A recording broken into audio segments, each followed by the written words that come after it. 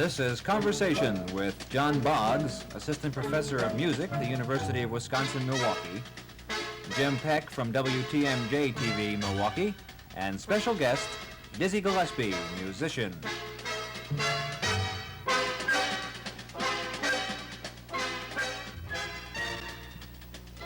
Hello, I'm Jim Peck, and with me is John Boggs, the Assistant Professor of Music at the University of Wisconsin-Milwaukee and conductor of the UWM Jazz Ensemble, and, of course, Dizzy Gillespie. Doctor. Doctor. Yes, Doctor. John Gillespie. I'm sorry, I missed that. Being the recipient of an honorary doctorate degree of Rutgers University, and you could add, rhythm is my business. Doctor, when you started out, did you ever think you'd see jazz end up in universities, and you with a doctorate? I have so many plans for jazz that I see jazz on a level. I see jazz on a level, on the highest level in music, because it is rich and is vibrant and virile. So therefore, I see it way, way up. I have my eyes set on where jazz is supposed to be, and it's way above what it is now. Because when you started out, if somebody wanted to play an alternative to the music that was around, he went into jazz. Now there is rock, very glamorous, pays a lot of money. Are young people going into jazz? Well, the most successful rock bands now are jazz-oriented, because a good example of that is like a group like Blood, Sweat, and Tears, or Chase. The Chase trumpet players, I said, the trumpet players, when I heard their album, those trumpet players up there playing such hard stuff, I say, Chase, the 6 hernias in the neck from playing on that hard. I saw them at the thing. I said, these guys must, I said, you guys must be crazy playing that hard. But they just like to play that hard. But the successful jazz rock groups now are jazz-oriented, and they use all of our licks, and they make it with the rock beat, and it's all right. The same thing happened with our music. Like the bossa nova. The bossa nova, we were the first ones to play bossa nova in this country, by the way, because we had been to South America, no one else had been there. And we had like one-note samba and sugar solid. We had it before the popular people made the record. But at that time, I didn't have a recording contract, so I didn't do it, so I lost that. But it still doesn't evade the fact that we were the first one to play that kind of music. But the South Americans, they had their own distinctive rhythm, but their harmonies was a direct copy of our harmonies that we made in the bop era of the 40s, and they copied it, and they went further. I mean, it was great. I can see somebody copying something, because everybody has to have someone to copy. I don't care if you hear a guy says, I got mine out of the air, he's a liar. I don't care how great he is, because he had someone to as a standard to go by, because it doesn't come like that. So I was just going to comment too that it seems to be a trend with groups such as the Blood, Sweat, and Tears in Chicago to sort of synthesize jazz and rock. As you pointed out, many of these musicians are, first of all, good jazz artists, and they many times perform rock because they can make more money at that than they can playing just straight jazz. Mm-hmm. But certainly jazz has influenced the rock scene a great deal, and certainly I think will continue in the future.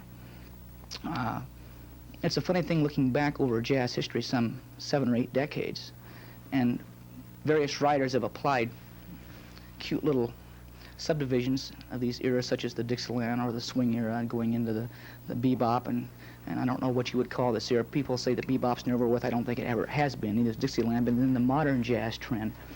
And I was wondering, jazz musicians are always trying to develop a new aesthetic, a new foundation, always surging ahead. And do you have any opinions about where jazz is headed? Yes, all I can say is where it has been up to this point. You see, you can look at jazz, the jazz picture, from the beginning. How did jazz start? Well, jazz started with the blacks, slaves. I mean, the fundamental. The blues and the fundamental, yes, the fundamental. Now, the reason that jazz took on the characteristics that it had, that it didn't take on the same characteristics that, say, Brazil or Cuba or the West Indies or Haiti, was because the white, the slave masters didn't allow the slaves in this country to have drums.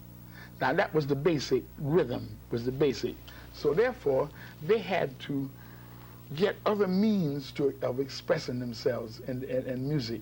So therefore, they got in the fields, and when they were in the fields, I used to see this down south even all the time. When they get this, they chopping cotton, and they say, no, no, no, no, no, ha! You know, and they go down and on the railroads and all this stuff, and then they used to go and listen to the symphony. They let them peep in and listen to this symphony. So they say, there must be some instruments besides the drums, because the drums was their whole thing.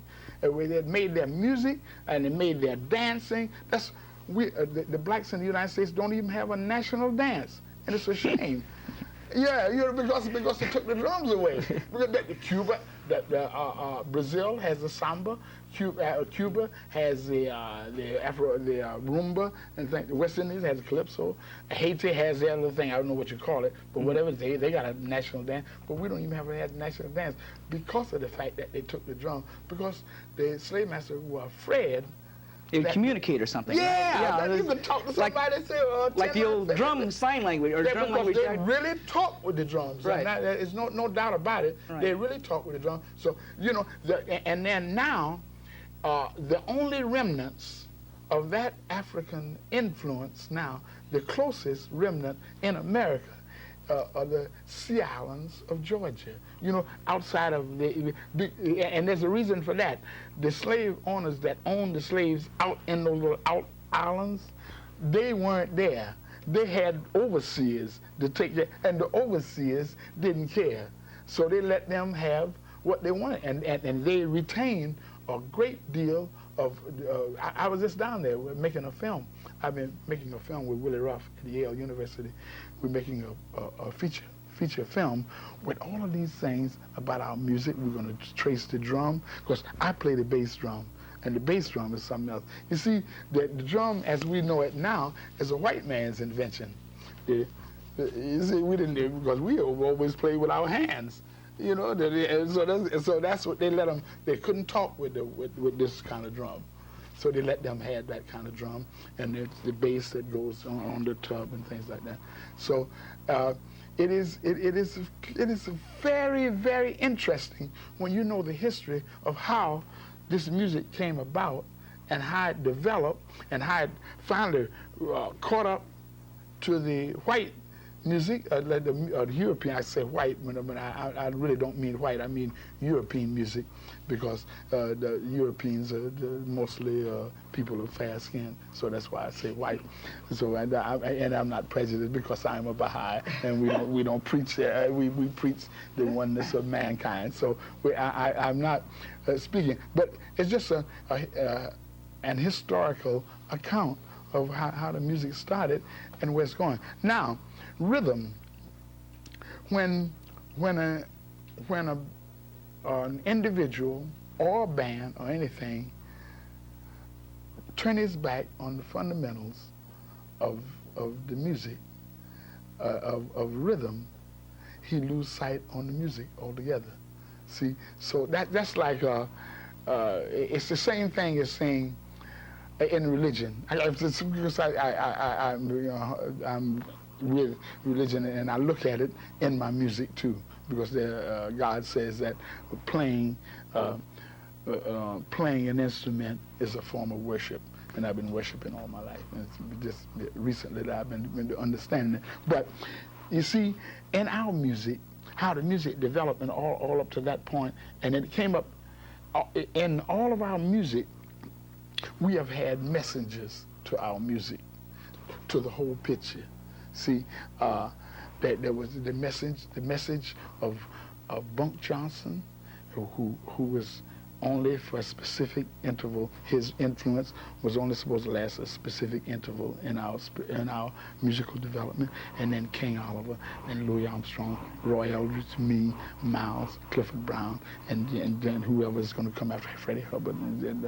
Now, in religion, we look at it as being a Baha'i. We look at it the same way. Like just Abraham brought his influence. He was directly from God. He brought his, and then Moses, and then Jesus, and Buddha, Zoroaster, Krishna, and Abraham, Baha'u'llah, the Bab, our prophet. So we believe that the influence is just specifically for a specific amount of time, and then somebody comes along and take what the fundamentals that you brought and carries it further.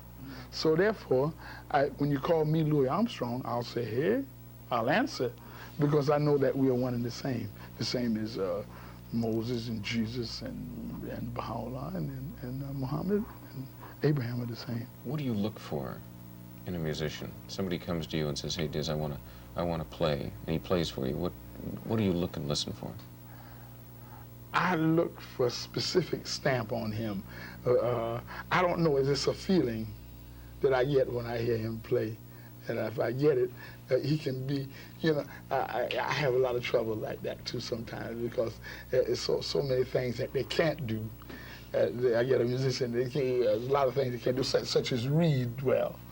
And I'll stick along with him and try to teach him how to read. But he has certain things that I like that he does, like a drummer. Maybe he has one thing that really absolutely gasses me more than anybody else. If he's been playing for a length of time, he probably developed this something that I like. So I like this specific thing, but mostly what I look for is the rhythmic content in a musician. How is his rhythm? If he's got rhythm, I'm for him. And he can miss notes all night long if he got the rhythm. What about the improvisatory aspect of it? Jazz is certainly... Well, that will come from listening to other guys and copying and trying to get, because you never know, because I get such young musicians sometimes that they're everywhere. I have a little bass player now, named Alex Blake. He's 20 years old. He's turned 20. And he's everywhere. He listens to Blanton, he listens to Richard Davis, he listens to Oscar Pettiford, he listens to Mingus, he listens to everybody, but he hasn't really molded himself into, but he has something that no other bass player has. He's a rhythm all in himself with that bass. When we come to sometime when I bring my quintet, you'll hear him. He's something different. So that's what I look for. I look for rhythm first. Of course, that's the core of African music. If you haven't got that, you can have everything else and don't have rhythm. Just like in life, if you have everything else and don't have love, you lost. Love. My group now, it really tickles me. I laugh. All the saying I'm laughing all the time. There's so much love in my group now. They love one another. You see every now and then you see the drummer kick the bass player. Come back. He's young and he's fly and he's out here, but the drummer does that and take his foot off the sock cymbal and kick him on the leg. They say, come on, what I'm saying? And it's nice to see love, because this is, my band has got more love than, I'll make a statement here. My band has got as much love as any 100-piece band, and I only got 5. Can outlove any band in the house. Yes, say outlove any band. We'll walk in and say, we'll outlove anybody. Are you saying, and we're only 5 of us. Are you saying that it's born then? That you can polish somebody, but he really either has it or he doesn't? No, I wouldn't say that, no. It's the environment. You see, what environment you came up under. Some guys, I like an environment that had a sanctified that thing, or or Latin. My bass player is from Panama. He came up under a Latin environment. My pianist, Mike Longo, it was from Cincinnati, and he grew up in Fort Lauderdale, Florida. He used to play with Cannonball, and I was down there. He came up under more of a gospel. He plays gospel, man. You put him on gospel, say, hey, Mike, play me some gospel. Ding, ding, ding, ding, yeah. You know, talking about this love, I think about some of the things that are being done in jazz today, and I think about the emotion, the soul, the love that has existed in jazz, and I think about some of the new recordings that I hear, and you perhaps can describe them as avant-garde or whatever you may, but many of them are rather sterile and frigid in terms of aesthetics. It sounds like they're mad with one another, a lot of it. Right, very hectic, and you can't, there's no... Yeah. Yo, man. And I think this is bad for jazz, you know, because... Yeah, I like love. I go for love. And we have, my group consists of two blacks and 2 Italians. And I don't know what I am. See, so you're in the middle. I'm right in the middle, yeah. So, and it's love there that transcends race or anything. And it's, I wouldn't have it would hurt me to lose one of these guys, because they're all good musicians, yet they all love. Man, they be running, and all of them, they joke all the time. You know, they be saying something funny on the bandstand all the time. Man, I'll cry sometimes. I go up to the microphone and I start to make an announcement, and the drummer says something, man, and I can't finish. They can break me up, man, and it adds up, and it goes into the audience. Right. Because they know we're having a good time. It's that communication, you know. Yeah, they know we're having a good time. It's just like one time, when I first became Bahá'í, I went on a show one time, and this guy, and I was explaining about my religious faith, and this guy was interviewing me, says, well, tell me this. You are known to put people on and things like that. He say, how do I know that you're serious? I say, all you have to do is look at my face when I'm talking about it, because it's evident in my face when I'm serious. How serious I am about the Bahá'í faith, you see, or whatever I'm talking about. You can tell when I'm trying to put. If you have any, when you can't tell, you don't have that thing in your heart yourself, because you're putting people on it. I was going to say this emotional, this genuineness, the soul, the characteristics. Say, I believe in what I'm doing, and I'm going to do this thing and make you feel like I do if I can. Thinking about artists such as James Brown and B.B. King, and these people go out and they genuinely express themselves. And that particular aspect of performance practice, I'm thinking in terms of the concert pianist and all the fantastic groups we have.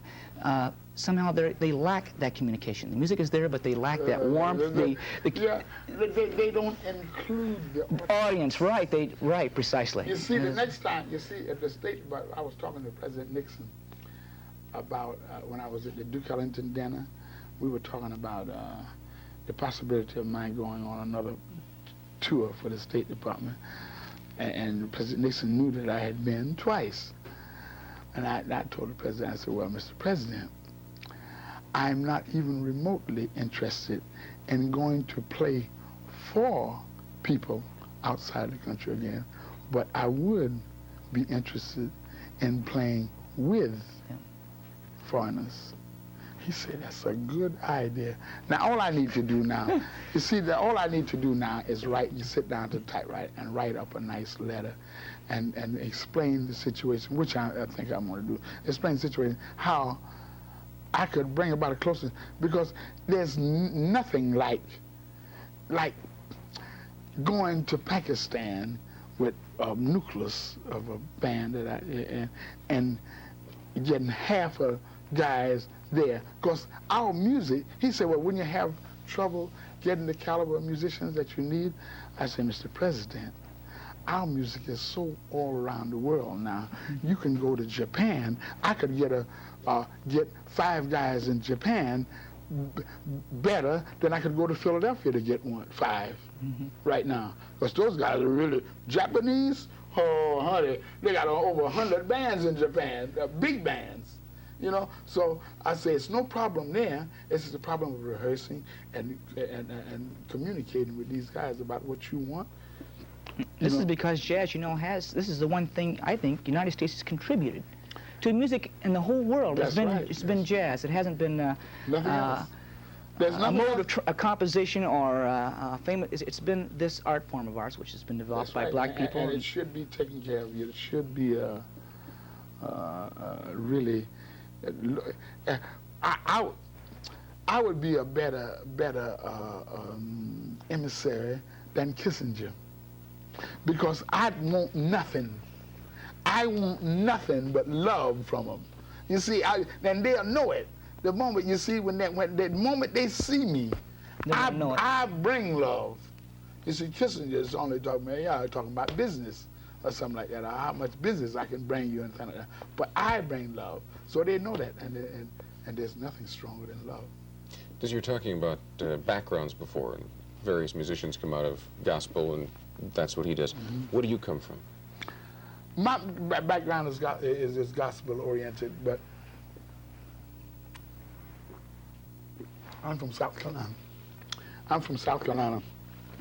And I was fascinated by the sanctified people. The sanctified church was about 1,000 meters.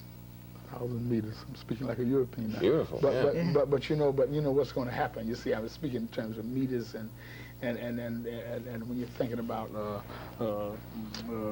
liquids and things like that, we're going to come to that. We're going to have grams and we're going to have grams and meters, and then we're going to also have a universal auxiliary language to take care of all this misunderstanding in the world now. See, that's what I just about had this one knocked. Huh? I just about had this one knocked. Now we're going to change it.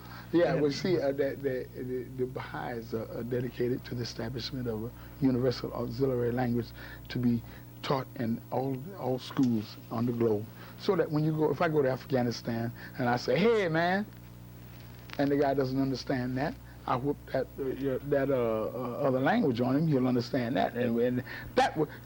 Would you think the establishment of a universal auxiliary language in the world right now, the way that things are going on now, if the Chinese, suppose we knew a universal auxiliary language and the Chinese knew one too, and all the Russians and all the Cubans and all of that knew this language, at the moment we wouldn't need no translators, because I got a story to tell you about translators. I was in South America, where my Lalo Schifrin used to play with me.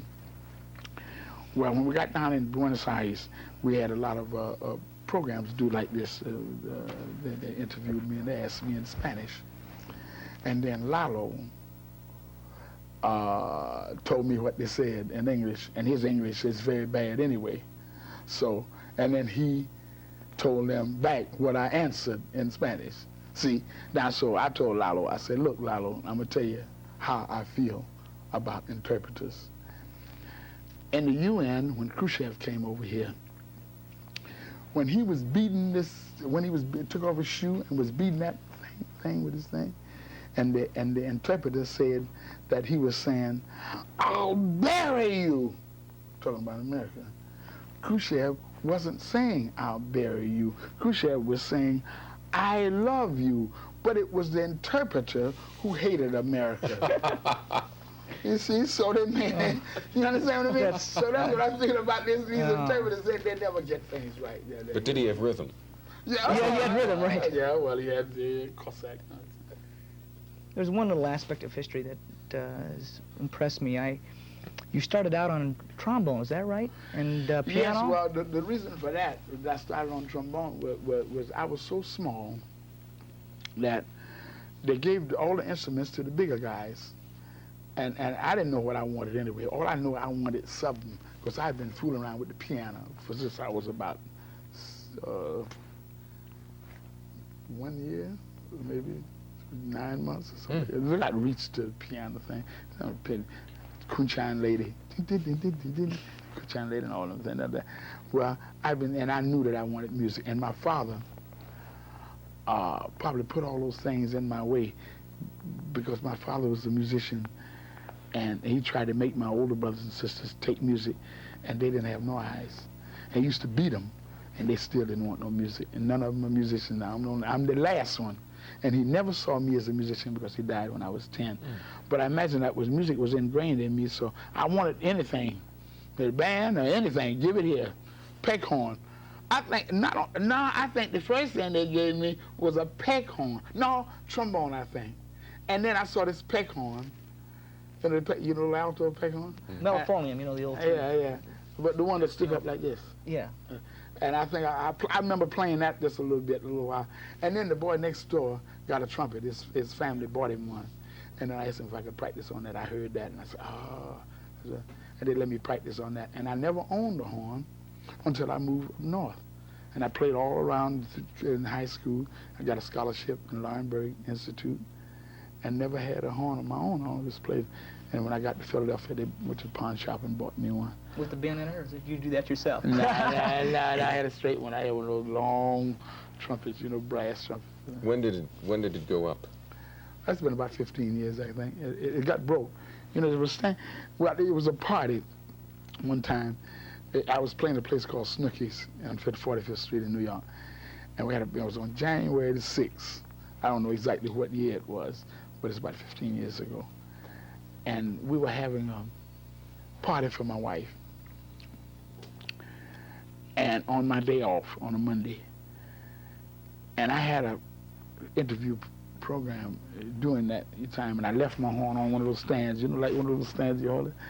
And two comedians up there, you know, they had all these comedians and guys playing, saying Sarah Vaughan, Illinois Jack, and these guys, Stumpy, they were kidding around on the bandstand. One pushed the other one, and he pushed them back on the horn, you know? And instead of the horn falling, it just bent, because it was stick, you know, when you stick your horn in a stand, that stand goes up in the bell for about this much. 99 times out of 100, if somebody fall against it, it'll fall down. But it just so happened that the angle that he fell back on it, it must have been, let's see, the valve must have been up this way, and the bottom of the valve must have been this way. If it had been that way, it would have fallen. But it was this way. Just caught it. And it's caught. And maybe it caught in his coat or something like that, and it just bent. When I got back, it was sticking up like this. Now, what was the first thing you thought of? At first, I thought of killing somebody. And you know what? I tell you how the first thing I thought of, Illinois Jacket took one look at that horn, looking at bent up like that, and he left. He said, "I don't want to be here for the massacre." So I had one. When I got it back, the next day I had it straightened out. But I played it that night like that, and it's weird. You could hear immediately, you know, bam, you hear it. Hear the bell is up here, you know. I said, look at here. And it would be good for schools around the country now, for the guys that hold the horn down into the stand. Yeah, you can hold your head down and it's still hold it. But I'm not one for trumpet players to hold it, because I have a thing about it. They asked me if that was the reason that I held my head down. It's not true. Miles holds his head down when he plays. But I don't. I hold my head at a level position, and then if I want to play higher, I raise my eyes up to a certain level. See, it's just like I'm playing to. I tell trumpet players this, and it works. If they miss notes, you know, like if you have to hit a D, bow, like that. You just hit it. Biz, we're out of time. I think you've hit the universal language. It's called jazz, and it's played by Dizzy Gillespie. That's it for Conversation. For John Boggs, this is Jim Peck. Goodbye. Beautiful. Just beautiful. This has been Conversation with Dizzy Gillespie.